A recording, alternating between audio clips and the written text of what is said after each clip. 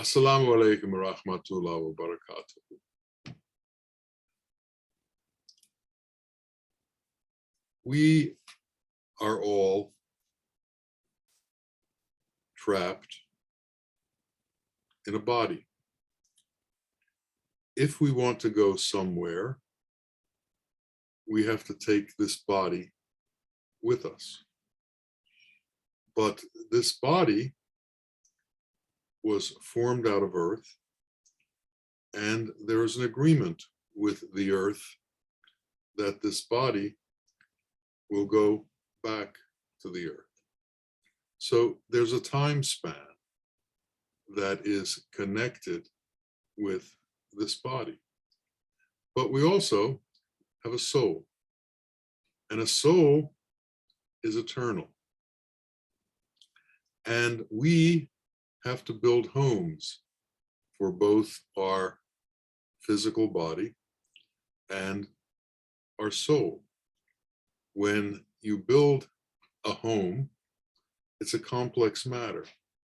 You have to get an architect, you have to get an engineer, you have to decide on decor, and then you go ahead and construct it. You have to get people who are experts at construction. And this house, no matter how well it's built, also has a time span in the same way that this body has a time span.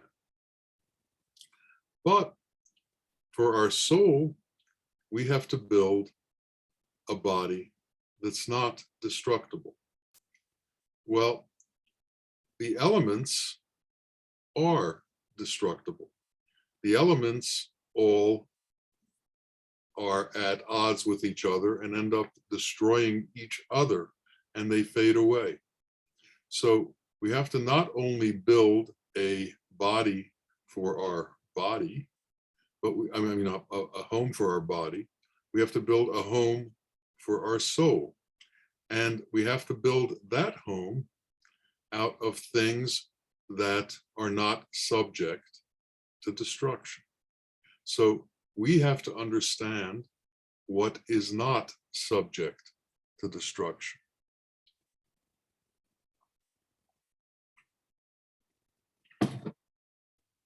And what is not subject to destruction are the qualities of God. And we have been given access to the qualities of God. All of his gracious qualities, all of his 99 names, man has been given access to. And all of them have the same thing in common. They are not elemental. They are not made up of the elements. They are made up of formless light, a formless existence that exists without our physical bodies being able to see them. Now, one of the things that our physical bodies have been given is the ability to perceive things. We've been given senses that sense things. We have eyes that see, a nose that smells, a mouth that tastes, ears that hear, and we're given sensual touch. This is all part of the elemental being. But there is also a non-elemental being, a being without form, that is our Lord, and who also sent a ray of himself into us that also exists as a non-elemental being. And we have to create a home for that soul. We have to create a light body within our body. And this light body comes from God's qualities. God is without form, but he has these gracious qualities. He has 3,000 gracious attributes, and we need to understand these attributes and be able to incorporate them into ourself.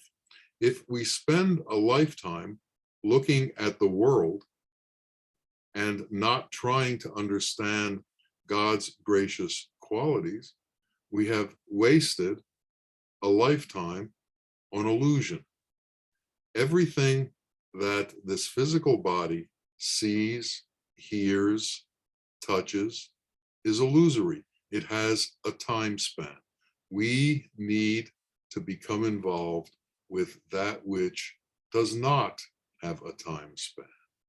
And our light soul, our light being, that which has been given to us from God, has to have a body or a home also to live in.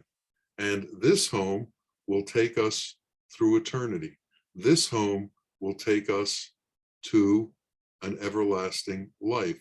This home will take us towards Allah.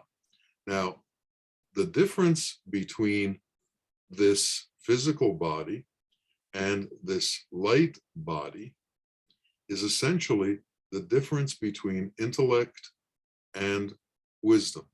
Intellect has a limit, and that limit is this world. This world is not eternal, but we are also made up of that which is eternal. And to enter into that eternal space, we have to become a certain way. And what is that way?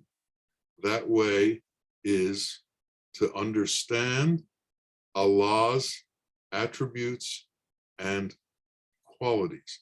And without the understanding of these attributes and qualities, we are subject to being magnetized to this world and to rebirth after rebirth in this world, as opposed to transcending this world and entering into God's kingdom. There was once an emperor, this is a story from Russia, and he was perplexed about what it is that he was supposed to be doing, when and how. And he had three major questions that kept bothering him. What is the best time to do things? Who are the people you are supposed to do things with? And what is the most important thing to do with them? So he wanted to know, what is the best time to do something, who to do it with, and what are you supposed to do? So he asked his ministers, and he asked all the people in the court, and they all gave him different answers. They said you should talk to the religious leaders, which he did. They didn't give him answers that satisfied him. They told him to talk to the military leaders. They didn't give him answers to satisfy him. He talked to more ministers. Nobody gave him an answer to satisfy him. And he heard there was a hermit that lived in a mountain near where his castle was. And it was said that this man was enlightened. And he decided to go see the hermit. Well, he took a group of his men with him. And when they got to the bottom of the mountain where the hermit lived, he said to them, I'm going to climb the mountain. You all wait down here for me. And he did. And after a long half-day journey, he got to the top of where he was going. And there was a small hut, and there was an old man working on a garden in front of the hut with a spade, preparing the garden for planting. And the emperor said to him, I was told that you have wisdom, and I was told that you are enlightened, and I have three questions to ask you. I want to know, what is the right time to do something? who are the people that I'm supposed to do these things with at the right time, and what is the most important thing I'm supposed to do with these people. The hermit looked at him and smiled and kept digging. The emperor saw that the hermit was an old man, and this was taking a lot of effort from him. So he said, "Let me help you." And he took the spade and began to dig himself. And he dug and he dug. Meanwhile, the hermit didn't say anything to him. He just smiled. 2 hours went by, and the hermit said, "I'll help you now. I'll begin to dig." And the emperor said, "It's okay. I will continue to dig." And he did. He continued to prepare the garden until it became evening. As evening was coming, they heard somebody running through the woods near where they were. And the man came out of the woods, and it was an older man with a big white beard, and he was running right at the emperor. And he collapsed unconscious in front of the emperor, and they looked at him and they saw that he had a wound. And they uncovered the wound and saw that he was bleeding badly. So the emperor took his own shirt and tried to clean the wound. And it took several times to clean out the wound and to bandage the wound before they could stop the bleeding. By then, it was late at night and there wasn't any water. They needed more water.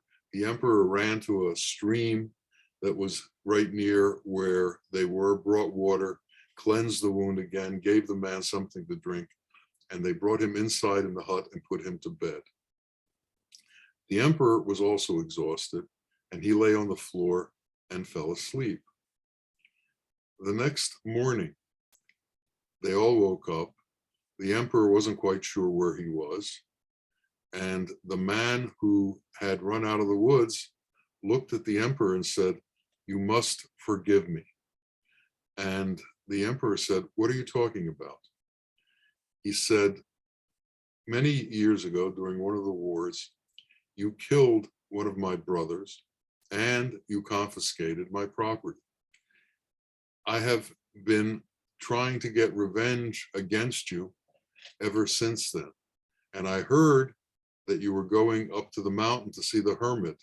So I figured I would climb partway up the mountain. And when you came down, I would ambush you and kill you while you were without your men."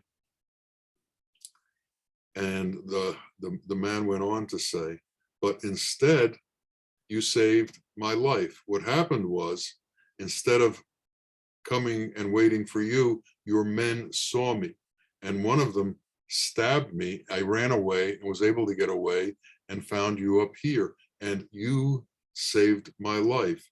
Because of that, I feel great remorse about the way I felt about you, and I have now decided to pledge myself to be your servant for the rest of my life." And the emperor looked at him and he said, "I forgive you. And also, I will return your property to you." He turned again to the hermit and he said, "I had 3 questions for you. You still haven't answered them for me. And if you're not going to answer them, I'll just go back. The questions are, what is the best time to do something? Who are you supposed to do that with? And what is it that you're supposed to do?" And the hermit said to him, "You've already answered those questions. The best time to do something is now, when you are doing it." And he said, "So the best time for you to do something yesterday was to dig my garden for me, which you chose to do. And the best person to do it with was with me, because I needed the help. And the best thing you could do was to make me less tired and to somehow help me. When the man came running out of the woods, the best time to do something was at the moment you decided to cleanse his wound. The best person to do that with, of course, was him. And what you did for him was to somehow aid him, and you saved his life, and you reconciled an enemy. Understand that the only time we have dominion over is right now. The only people that we have contact with in truth are the people who are right in front of us. And the only thing and the correct thing that we can do for whoever is in front of us is to do something to help them in their life, to somehow help their situation, correct their situation. You did all of these things without me giving you advice. You did all of these things naturally.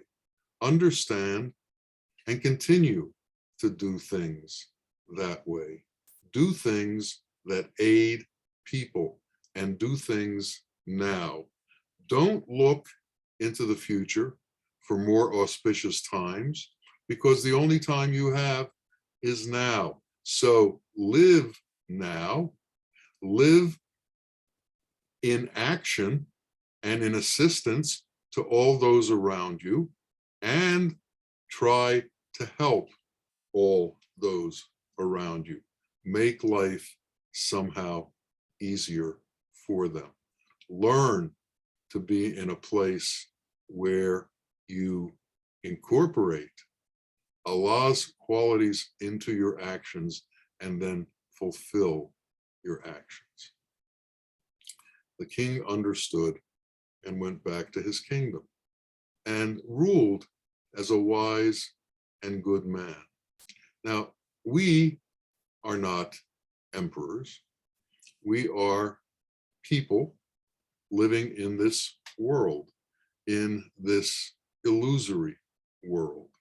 And the only time that we have is this moment. The future doesn't exist. And any of our thoughts about the future are merely that, thoughts. They are not any kind of reality, because we can't tell the future. So whether you think things are going to get better or things are going to get worse, if your mind is caught thinking about what's going to happen in the future, you are caught outside of this moment.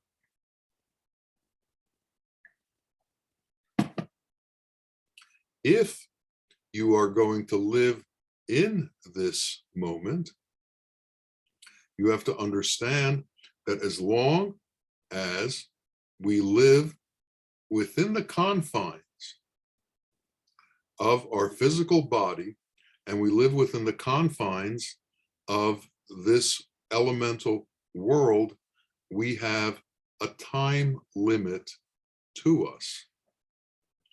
It's only if we go beyond the confines of the mind and desire, the intellect, that we can escape from what time does to us. And we can enter into that timeless space. But that timeless space only exists when we enter into wisdom. Wisdom is beyond the intellect. Wisdom is an understanding that is beyond this physical world. Wisdom is an understanding that transcends this physical world and enters into the world of the formless. And what exists in the world of the formless? God's qualities and God's gracious attributes exist in the world of the formless. So if we begin to live in the world of the formless, if we begin to interact with mercy and wisdom and justice and love and kindness, if we begin to do that, then time becomes irrelevant to us, because we have entered into an eternal state. And We are building our home for that eternal state. Love is very often the answer to every dilemma. Compassion is very often the answer to every dilemma. Nasruddin was planting a garden of flowers. And he got the ground ready and he got all kinds of beautiful flower seeds and he planted them. And as the flowers were coming up, there were also all kinds of dandelions that grew in between the flowers. And for those of you who don't know, a dandelion is a weed, has a little yellow flower with it, but it's a weed and you generally don't want them in your garden. So Nasruddin went and asked all of the gardeners in the area what to do about the dandelions. And they all gave him advice and he went back to his garden and nothing worked. So he decided to go to the gardener for the king. And they discussed his situation and they spent hours talking about it. And the gardener for the king had no other solutions than the gardeners in his hometown had. And so the gardener for the king says, I think the solution is you have to start loving dandelions. So once again, the answer to the dilemma is to change your perspective. The answer to the dilemma is to love the situation. And once love enters into the equation, then things begin to change. There's no more resentment. There's no more animosity. There's no more anger at the situation. There's acceptance and there is an overwhelming sense of being content with the situation as it is. So if we stay out of trying to alter that which we're given and accept that which we're given, then we enter into a state of gratitude. If we enter into a state of gratitude, we enter into a state of contentment. If we enter into a state of contentment, we can enter into a state of peace. If we enter into a state of peace, we are involved in God's qualities.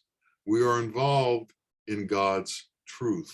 We are involved with God and we are within God because he is his gracious qualities.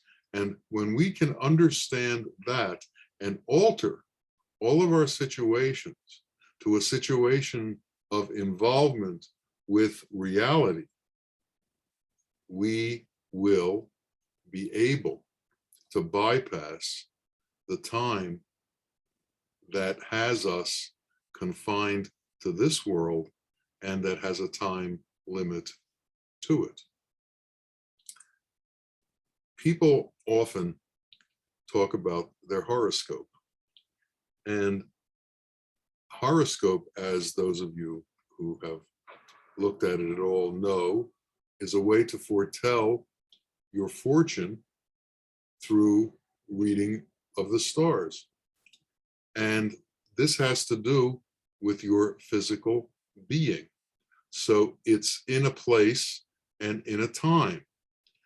Bawa told us that if you can bypass your relationship and your dependence on the physical being, then horoscope no longer has an effect on you. The stars and the moons and all of the various constellations no longer have an effect on you because you're no longer subject to the vagaries of this world. And the greatest vagary of this world is dissipation. The body falls apart. Everything falls apart. And what we have to do is we have to create a body inside of this body that falls apart, a body that doesn't fall apart, a body that is made up of light that transcends and lives beyond this physical body, that is not subject to time the way this physical body is subject to time. So Shariat, the law of the physical, is about doing what's correct with this physical body while we are in this physical body.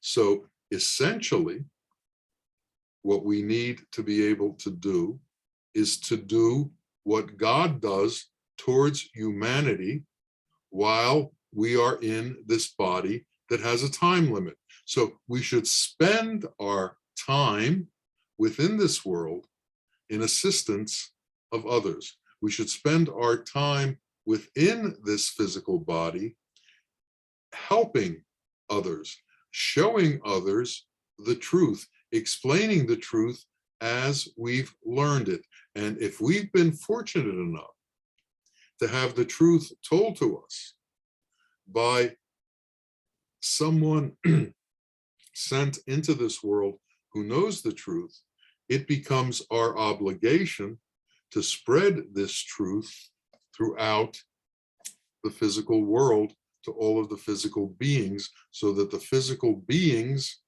can create non-physical bodies within them, so that they can transcend this physical life and go into the light life. This is available for each of us. And the Ketub is the one who takes us beyond the intellect. The Ketub is the embodiment of wisdom in this world. The Ketub is the embodiment of God's qualities in this world. The Ketub is the manifestation of God's qualities in this world. So as opposed to a man acting like all other men, who act with nafsamara, their lower self, who act on behalf of themselves, who have self-interest, self-motive, selfishness, greed, all of these things are missing from the Ketub. He doesn't have any of these things. He acts with you on your behalf without looking for anything in return. Imagine beings in this world who act on your behalf fully, completely, to assist you in your transcendence, and their only thing that they look for from you is that you succeed and you fulfill the intention that was the intention at man's creation, which was to come to know his Lord. So these beings are sent into the world as assists to our Creator to bring man to the fruition of the intention that the creation was about, to bring man to the point of knowing who he is. You see, it is said, and we've all heard this over and over and over, to know yourself is to know your Lord. Well, who is yourself? Most men consider this physical body to be who they are, but in truth, it's not. There is more to you than this physical body. At the time of his death, Rumi said, "I'm now changing my shirt." In other words, the physical body to him was no more than a piece of clothing, something he could remove from his real self. The more time that we spend on ourselves, the more time that we spend involved with ourselves, the more time that we try to make ourselves bigger, the more time we do these things, the further we pull ourselves away from the truth, because we are trying to make this world important, and we're trying to make ourselves in this world important. And if what we're trying to do is make our worldly, our physical, our elemental self important, we are ignoring our true self, that light from Allah that is the soul within each of us, and we are losing touch with reality. So we either focus on truth and reality, or we focus on this physical world. And this dilemma constantly comes up for each of us. And we constantly have to make the appropriate decision. We constantly have to reiterate to ourselves that love is the answer, that love is the way out of our dilemmas, that love is the way to resolve our problems, that love is this incredible medicine that does away with jealousy, that does away with anger, that does away with hastiness, that does away with hate, that does away with all of the qualities that are trying to gain some sort of advantage in the physical world. We have to try and understand that through gaining advantage in the physical world, we are losing our grip on reality, and we're losing our grip on the light world, the real world, the world of transcendence, the eternal world. So these choices are constantly before man. This is the dilemma that man has been put in, and these are the choices that he was given, and this is what his free will is about. Do you want to live within the hell of the destructive world, or do you want to live within the gracious, effulgent qualities of God in eternity, where his qualities rule and the rest of the qualities have been separated from him? Just as Allah has the creation outside of himself, and we, each of us, have part of that creation as part of us, we have to learn to separate ourselves from that created part and find that part that is eternal, that came from God, that was put into us. At the time of creation, all of the rays which became the souls were within Allah, and then he spread them out throughout the universes, and they became who we are, and we became embedded in these physical bodies. And we have determined, because of the nature of these physical bodies, because they have all of these sensual awarenesses, that we are somehow intact by ourselves, that we are somehow independent by ourselves, and we are unable to comprehend the end of this self. But everything around us points to the end of this being. Everything around us tells us that we're dealing with a temporary situation. And so why do we give so much emphasis and so much credence and so much importance to this temporary situation? We need to refocus. We need to refocus on the eternal. We need to refocus on the formless. We need to understand that there is much to see beyond what these eyes can see. There's much to hear beyond what these ears can hear, or our nose can smell, or our tongue can taste, or our senses can perceive.